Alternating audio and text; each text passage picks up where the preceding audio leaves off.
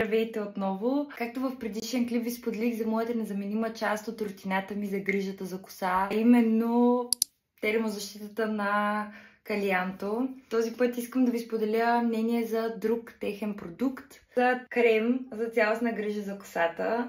И след като бях останала доволна от техният термозащитен спрей, реших, че трябва да пробвам и техният крем. В сайта пише, че крема може да замени цели 8 продукта за коса, което звучи супер яко, лесно, бързо, икономично. Какво повече да иска човек от това? След като направих поръчката си през техният сайт, те ми изпратиха имейл, в който написаха подробно как трябва да се използва и нанася продукта. От известно време го ползвам. Установих доста неща, които този крем прави. Прави косата супер мека, хидратира я, заглажда косъмчетата, прави косата много жива. А за аромата убийствен, казвам ви.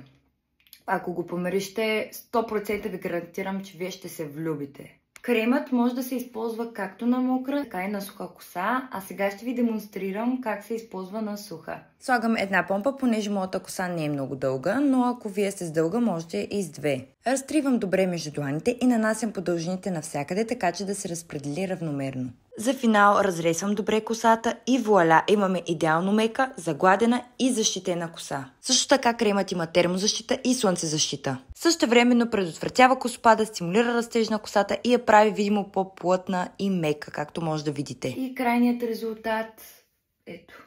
Вие сами можете да видите, никъде няма цъфтящи коси, които да стърчат, колко е гладка, мека, да ви покажа, няма и следа някъде да е омазнено. Изглежда супер добре.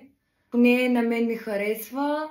Поделете ми в коментарите вие какво мислите за продукта. Също така, ако съм била полезна, ще се радвам да харесате видеото, да го споделите с приятели. Може да ме последвате тук в TikTok, защото така ми помагате страшно много и ви благодаря за което. Пожелавам ви една страхотна вечер!